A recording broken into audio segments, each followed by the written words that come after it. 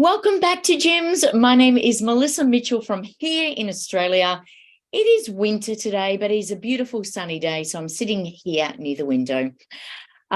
Make sure you keep an eye out on our channel. I'm starting to film around my town and my city to show you a little bit more about where I live. So hopefully you find that fascinating. Because I love sharing that with you. Today I am reacting to unstoppable spread of Islam. Here's why millions convert. The channel is Towards Eternity. We have done some videos of theirs before, reacted to, and they've always been wonderful. So I am looking forward to this. Before we hit that subscription button, before we hit that play button, make sure you hit that subscription button below. If you enjoy our videos here at Gyms, make sure you consider subscribing and sharing Gyms with your family, friends, and loved ones. We would love more people to see what we do over here at Gyms. And of course, you'll also find us on Instagram and Facebook as well. Okay, let's see what it's about. Towards Eternity. This was uploaded a month ago, 480,000 views already. So I'm thinking this is going to be a really wonderful video. Very excited to watch this one. Unstoppable spread of Islam. Here's why millions convert. I know it is a very it's a very fast-growing religion, but it always has been, so it's not that it's just fast-growing at the moment. I know Islam has been a very fast-growing religion for a long time. It's been a very popular religion for a long time. So I'm not surprised to hear those stats. So let's push play and we'll see what it's about. At the end, I'll let you know what I thought of it.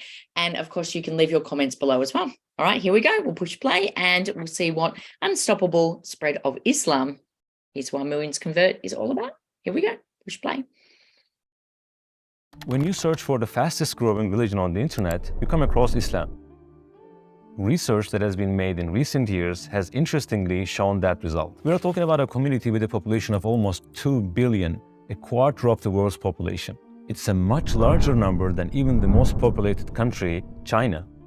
On the one hand, it's the religion that is tried to be denigrated the most by the media. Muslims are people. Islam is an idea. Yeah. Islam's an idea, a bad idea.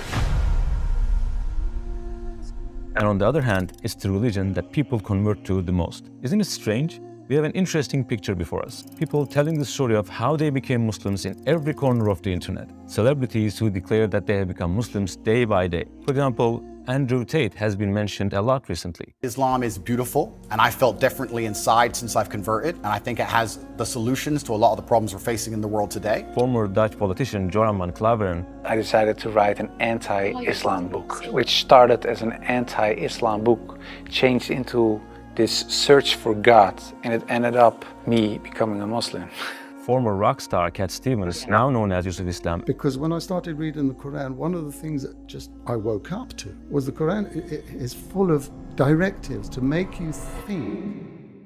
Every year, we see an increase in the population of Muslims by thousands in non-Muslim countries. It's not even possible to predict what will happen 50 years from now. One cannot really imagine. So what is it that impresses so many people? What do they see that some of them become Muslims when they are so antagonistic as to be enemies of Islam? We have determined 4 important factors that affect people's decision of becoming Muslims. So what are they? Let's have a look at them together. Factor 1. We have said above that Islam is the religion that is tried to be denigrated, undermined the most by the media. Despite all the defamation, the main reason for the new Muslims to convert to Islam is this. Those people managed to take the Quran and the Prophet ﷺ as references, not the media or the Muslims whose actions are not in line with Islam. They directly examined the life of the first student of the Quran and the person who practiced its decrees in the best way, the Prophet Muhammad ﷺ. The person they see is a person who gained the trust of even his enemies. He had been with them since he was born and was known for his trustworthiness, his high moral values above everyone else. Not once was he found to have lied. He was known as Al-Amin, meaning the trustworthy. This name was given to him before prophethood by the very people who will later become enemies of Islam. But when he became a prophet, a much worse form of Islamophobia than today began to appear. Both Prophet Muhammad ﷺ and those who believed in him were persecuted and subjected to all kinds of insults. But Islam had a tremendous influence. Despite all the persecution and efforts of deterrence, the number of people that were becoming Muslims did not decrease. On the contrary, it increased. As those who read his life know, they resorted to everything to dissuade him, to make him give up preaching this religion. They once offered him to make him the wealthiest person and the leader of the Meccan society and marry the most beautiful women if he gave up his cause. He refused them by giving the following answer, which went down in history. If they put the sun in my right hand and the moon in my left hand, I would not give up this religion and preaching it. Either Allah will make this religion dominant or I will sacrifice my life for this cause. He did not have any financial gain in this mission. On the contrary, he spent all his assets on his cause and he lived the rest of his life in poverty. They sometimes tried to put nicknames such as liar, magician, impostor, and self-seeker for him so that people wouldn't believe him, but it didn't work because the attitudes and actions of the Prophet and everything in his life were obvious. He couldn't have been such a person. In the first years, a 3-year boycott was applied to him and the believers. When no one was allowed to sell them food, he lost his beloved ones and relatives. When he went to invite people in the region called Taif to Islam, he was stoned all the way and was drenched in blood. Other times, he even tied a stone over his stomach because of hunger. He experienced unparalleled hardships in his 23 years of prophetic life. When he went to conquer Mecca, where he had been persecuted, years later, he was humble enough to bow his head and be merciful enough to forgive those who had wronged him. Those who believe in him think like this when they read his life. A person who lived such a life cannot be a liar in his cause. And if this person is a liar, there cannot be any truthful person in the world. They accept his prophethood by thinking like that. The more they learn about his life, the more they admire him. Factor 2. If someone is to accept an idea, what does he do first? He asks questions, right? If he finds it logical, he accepts the idea. It holds true for religion as well. People want answers to questions about faith, but there are some issues that are incomplete in all religions that cannot be explained and that are not found reasonable. There's a general acceptance like this. Religion is an issue related to the heart. It's not an issue of logic. Believe it and move on. Don't question it. But one religion is exceptional, and that is Islam.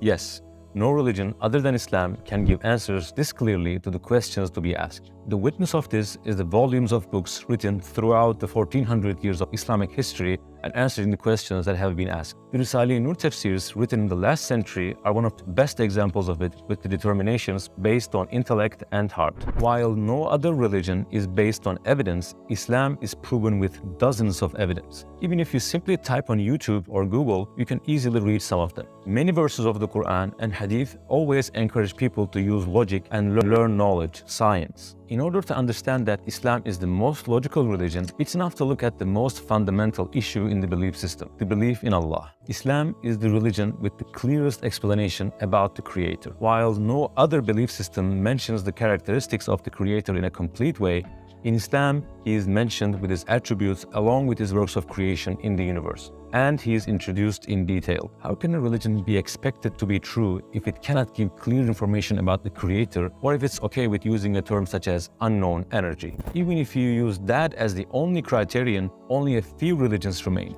And logical fallacies and logical errors can be seen in the explanations of all of them except Islam. Islam gives us the definition of a deity with infinite power and no weakness. In other words, Islam, unlike other religions, does not make a mistake in belief in Allah. It always makes the most correct definition. Then we say, I wonder if this religion is the religion sent by Allah. In other words, can the entity who introduces himself in the Quran be the creator of the universe? Factor 3. The other important reason is that 1400 years ago, Islam brought definite solutions to the problems that are still not solved today. We'll give 3 basic examples. For example, there are serious problems with unity and brotherhood among people. Even when we look at the last century, we see the issue of racism, which caused the death of millions of people. Those deaths continue even today. The murders, oppressions, and persecutions of many racist groups, such as the Ku Klux Klan, are seen in the historical records. Sometimes those racist acts were made directly by the state, such as the Nazi-era Germany and China. No need to go far. We can look at this picture. It was taken in Brussels in 1958. If you write "human zoo" on the internet, you will see similar photos. They keep African black people in cages and show them to people as if they are animals. Look at these people. Do they look like they are having a lot of fun? Isn't what they do to this kid humiliating enough? It's not just about Brussels. There were human zoos beginning from the 1900s until that time in the countries such as the USA, France, and Germany. But they are developed and civilized countries. They wouldn't do such things, right? Let's see how Islam, which they call backward, looks at the issue. O mankind, indeed, we have created you from male and female and made you peoples and tribes that you may know one another. Indeed, the most noble of you in the sight of Allah is the most righteous of you. Indeed, Allah is knowing and acquainted. It is stated in the Quran that so many different races were created so that they will get to know one another, not oppress one another. He who calls people to racism is not from us. He who fights for racism is not from us. He who dies because of racism is not from us.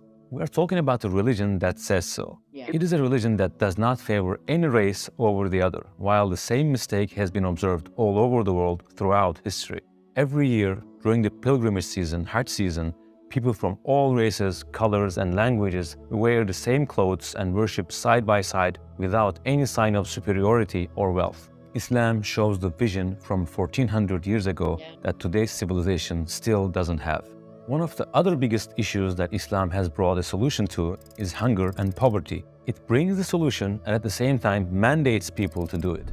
It builds a bridge between rich and the poor and calls it zakat, alms. Islam has introduced a certain limit for being considered rich. A person who has wealth above that limit gives away 1/40th, 2.5% of his wealth to the poor, no matter how much wealth he has. On the one hand, the needs of the poor are met, and on the other hand, the bonds of brotherhood are strengthened. The rich cannot look down on or stay away from the poor, and the poor don't envy or hold a grudge against the rich. On the contrary, they get closer, both solving the financial problem and ensuring brotherhood. Moreover, there are many important examples of it in history. During the period of the Anatolian Seljuk state, Seljuk Sultanate of Rum, zakat ships had to be sent to Africa because there were no people poor enough to receive zakat in the entire Anatolia. Yes, to Africa, which has been colonized by the enemies of Islam. In some other countries where Islam was really practiced, the rich had difficulty in finding people to give zakat after a while because the financial gap between them was closed with zakat and charity. The person who received zakat was later coming to the level of giving zakat. Modern culture, on the other hand, cannot bring a good solution to this extent. On the contrary, it creates a huge gap that makes the poor poorer and the rich richer with the interest system. The interest system, the riba system, says to people, you will work and I will earn money from your labor by doing nothing. I will make you go through hardships. While there are countless lives being destroyed by interest for years, Islam solves this problem by prohibiting riba 1400 years ago. We can give more examples like that. It's one of the things that makes Islam different and unique. What other religion is so involved in life? There is no issue Islam doesn't touch. It touches hearts as well as minds. It touches the family as well as the society. In fact, factor 4 is exactly this. It doesn't stay within the walls of the places of worship. It is not just a religion that is lived in the heart. It addresses the whole world and all areas of life. It's another fundamental point that attracts the attention of Muslim converts. We see lessons and recommendations on dozens of different issues in the Quran and the Prophet's own words, that is, in the Hadiths. Besides, they are not simple recommendations that become obsolete, old-fashioned over time. They are all recommendations that preserve their freshness, used and needed for 1400 years. The Prophet ﷺ did not only say them, he also showed examples of them by practicing them. In what fields does he give lessons? Shall we have a look at some examples?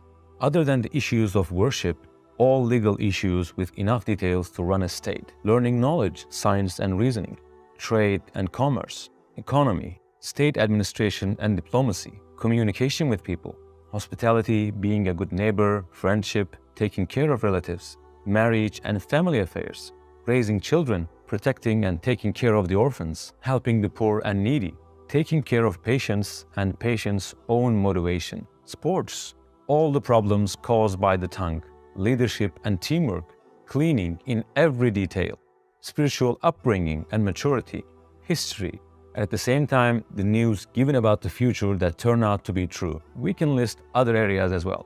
Do you know what the other interesting thing is? The period we are talking about is the 600s, and the people that are doing these is only one person. And that one person is someone who didn't even learn to read and write, as his friends and enemies witness. While one person can be a model for people in only a few areas, it is something unparalleled that an unlettered person can be a model in so many areas and address every era, every period. That's why the famous historian and astrophysicist Michael Hart, who wrote The 100, a ranking of the most influential persons in history, put the Prophet Muhammad ﷺ in the first place in his book. Explaining the reason for it, he states the following. My choice of Muhammad to lead the list of the world's most influential persons may surprise some readers and may be questioned by others. But he was the only man in history who was supremely successful on both the religious and secular level. This is the thing that those who become Muslims while reading about his life notice. What they see is a religion that touches every aspect of life, not just a religion that is lived in the heart and in the place of worship. And it has shown its universality by preserving its freshness for 1400 years. Among the ones who could notice it is the former politician Joram van Klaver, whom we interviewed. He wanted to write an anti-Islam book because he knew Islam as it was portrayed by the media. As he researched Islam, he started to realize the facts like the 4 basic items that we talked about. As a result, the journey that started with an anti-Islam purpose ended in becoming a Muslim. That is the brief answer to the question why people become Muslims. As people continue to research, read the life of the Prophet ﷺ, and notice what he brought to people, the number of converts to Islam will increase even more. As a great Islamic scholar said, be hopeful. Among the revolutions of the future, the loudest sound will be the sound of Islam. Wow. I love it. There were so many points in that that made sense to me. So from someone who's lived in Dubai before, and when I used to work for Emirates Airline and I would fly to Mecca, and I did many Hajj flights, and I know when he was talking about the pilgrimage, I know what this means to people, and I know the mix. It didn't matter who was on that flight, they were all going there with one purpose, and they were all one. And I know what he's saying is so true because I've seen that and I've felt that in my heart myself. So, excuse me. So from someone who's been on Hajj and just seeing what that means to people, like that was very powerful what he was saying. I really liked what he said about as well. And I think it's really, really important too, to acknowledge that so many people try to bring Islam down, but then I think in the quest of it, it's such a hard thing that people are really trying to bring Islam down in the media. But the good thing is that I think people are really trying to do their own research. And then in the quest to go and find the answers themselves, they're actually finding the answers and then converting. So that was a really good point that he made. And I think that is having a big impact as well. So it's one of those things that it's not a great thing that that's happening out there, but it has led some people to find their purpose and find their truth. And the other thing about the rich and the poor and the gap, and about feeding the hungry and the homeless and everything. I know I've mentioned this before on one of my videos, is that I remember seeing when I was flying and working as a flight attendant, I remember one of the local crew, they were Emirati, as you know, so they were Arabic. And they were Islamic, and they dropped, I think it was a croissant. They dropped it on the ground, and they picked up the croissant, and I remember he kissed it and he blessed it before he put it in the bin. And I said, "What are you doing? Why have you done that?" He said, "We always bless the food because we dropped it, and this could have fed someone, but now I have to put it in the bin." And I remember thinking, wow, in my country, like, food is so abundant and it's so plentiful that I hadn't even considered that. So it's a different way of thinking. And, if we had that mindset, then more people would be fed in the world. So really powerful video, really enjoyed that. Always really, really like the videos that Towards Eternity put out. So I really enjoyed that. Definitely double thumbs up for that one. Let me know what you thought of it. I think they always, reach my expectations of what I expect from them in their videos. If you enjoyed this, leave your comments below. Don't forget to subscribe. As I said, if you do enjoy it, let your family and friends know about Jim so more people can see our reaction videos. We'd love to hear from you. If you are on Facebook and Instagram, do go and follow us over there as well, because we are trying to build our channels on Facebook and Instagram. They're quite small at the moment, so we do need your support there as well. My name is Melissa Mitchell from here in Australia on a beautiful sunny winter's day. Until next time, take care and we'll see you then. Bye.